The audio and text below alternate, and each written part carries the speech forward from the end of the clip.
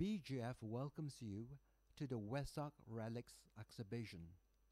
This is the second time the Relics exhibition has been held. The last time was over 15 years ago. This year, BGF celebrates a special 12 days of Wesak. In this celebration, we have 8 days of retreat and teaching with Ajahn Brahmali, 7 days of Mahasangika Dana, Relics exhibition, 12-hour chanting by members of the Sangha and laity, alms run by monks, as well as the Wesak Eve and Wesak Day program.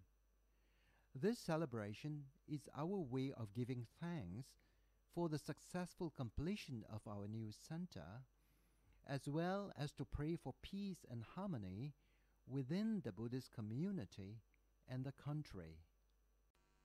The procession and opening ceremony was held on Saturday, 6th of May, followed by 12 hours of chanting by lay groups and Sangha members in the exhibition hall.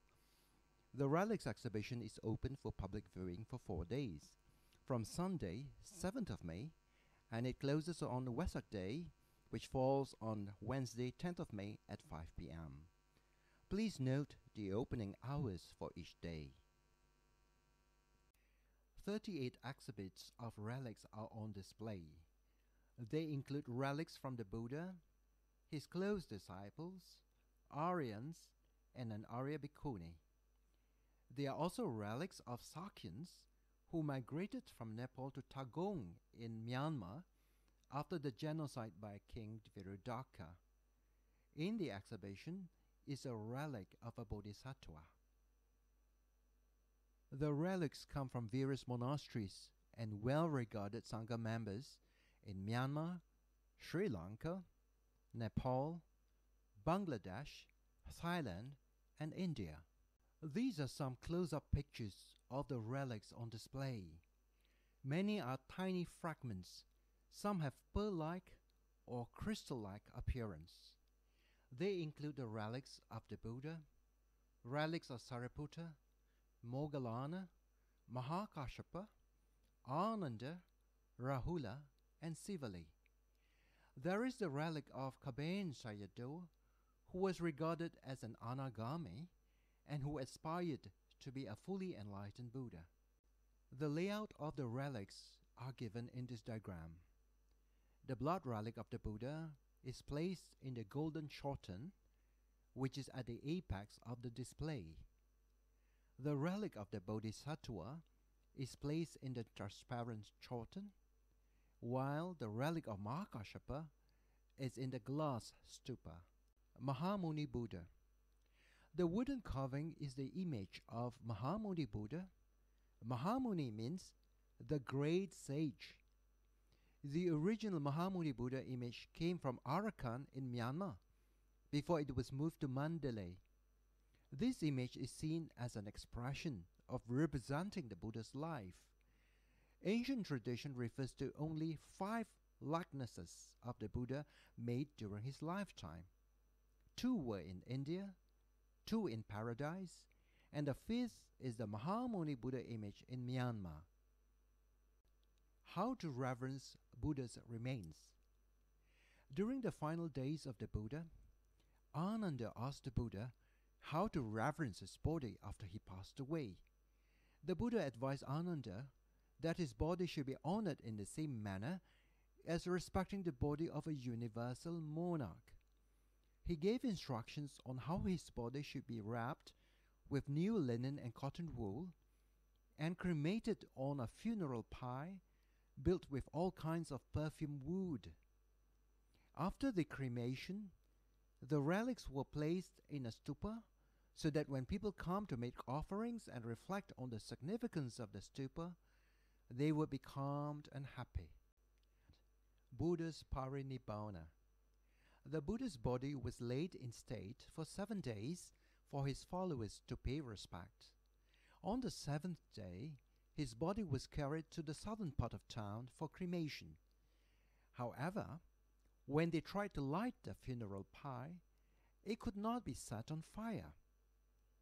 On the 7th day, Mahakashapa received news of the Buddha's death, and he came with 500 monks to pay respect to the Buddha. After they paid respect, the pile spontaneously burst into flames. Only the relics remained after the cremation. There were no ashes of the skin, tissue, flesh, sinews, and fluid. Distribution of Buddha's relics. Many kingdoms placed demand to get hold of the relics. To prevent various kingdoms from fighting, Brahmin donor divided the relics into 8 equal portions that he distributed to the Buddha's followers. King Ajatasattu, Lichavis, Sakyas, Bulis, Kolias, Brahmin of Veta-Deepa, and the Mallas of Pava and Kushinara. Each of them received 1/8 of the relics. Brahmin donor took the pot that was used to divide the relics. The Mauryas came after the relics has been distributed, and they were given the ashes from the pile. Stupas are built over the relics, the pot, and the ashes. 250 years later, when King Ashoka became a Buddhist, he built numerous stupas all over his kingdom. He dug up the relics from the 7 stupas to enshrine them in the stupas that he built. Only the stupa at Ramagama in Nepal remained intact, and it is believed to still contain 1/8 of the Buddha's relics. Why honor the relics? The relics enable us to recall the lives and great deeds of these noble beings, so that we may emulate their example. They provide us a closer link with the saintly beings who had practiced the Dhamma and achieved liberation, and they inspire us to do the same. Auspicious to view relics of noble ones. The relics help us reflect with gratitude on how much we are indebted to the Buddha who had given us the Dhamma. We are also indebted to the Sangha who had protected, preserved, and transmitted the Dhamma through the ages, so that we still have the Dhamma today. We should use the opportunity to make aspirations for our spiritual growth and enlightenment.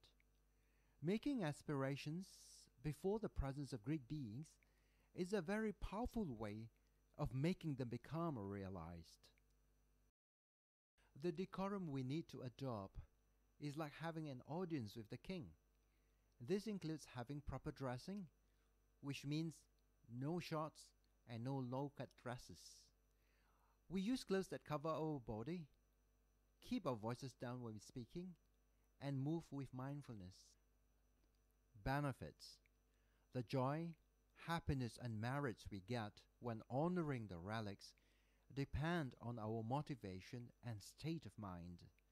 When done with mindfulness and faith, the merits received will be equivalent to paying respect to the Buddha and the Arya saints when they were walking on this earth. Souvenir booklet. A souvenir booklet has been prepared for reference. Kindly collect a copy of the booklet at the foyer before entering the exhibition hall at level 2. Noble silence is greatly appreciated at all times during the exhibition. Relics viewing at exhibition hall. You come in the exhibition hall in level 2, either by the lift or the back staircase, and leave the hall using the front staircase. On entering into the hall, you will see the statue of the late chief Kesri Dhammananda, who had been instrumental in growing Buddhism in Malaysia. You might want to pay your respects to the late chief. Relics viewing at exhibition hall. Upon entering the designated area where the relics are exhibited, pay your respects with the 5-point prostration. Then, in a clockwise direction, proceed to view the 38 relic exhibits with mindfulness. After viewing the relics, you may wish to choose a place for a short, quiet contemplation. You can meditate or recollect the virtues of the Buddha. Cushions and chairs are provided. End of relics viewing. You can end the session by making some aspirations of prayers for yourself and your loved ones. Then proceed to pay respect to the relics with the 5-point veneration again, before leaving the exhibition hall at level 2. Where would the relics be moved? After the closing ceremony on 10th May, the relics will be returned to the source and they will no longer be available for public viewing. Therefore, it would be good not to miss the exhibition at BGF. Making aspirations before the presence of great beings. The relics are bodily remains of the Buddha and Arya saints who reached the highest spiritual attainments through Dhamma practice. We should reflect on their achievement and be inspired to strive for our own spiritual growth and liberation. Making aspirations in the presence of the Buddha and Arya saints is a powerful way of getting them realized. In his previous birth as Sumedha, our Buddha made the aspiration to be a future Buddha before the presence of Dipankara Buddha. Dipankara Buddha then proclaimed to Sumedha, "In ages of the future, you will come to be the Buddha called Sakyamuni Gautama." How do we know they are relics of the Buddha and Arahants? Authenticating the relics is a really difficult task, since they have come from many sources. Some of the relics come from various monasteries, senior Sangha members, archaeological excavations, or ruins of pagodas that have crumbled during an earthquake.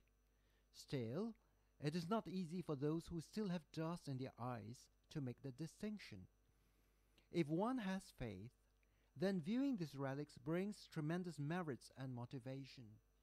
If one is not sure or does not have faith, it is best to suspend judgment but keep an open mind. At all costs, avoid creating negative karma by speech or thought.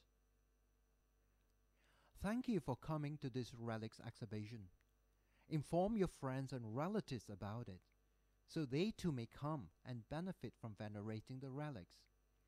You may now proceed to the exhibition hall on level 2.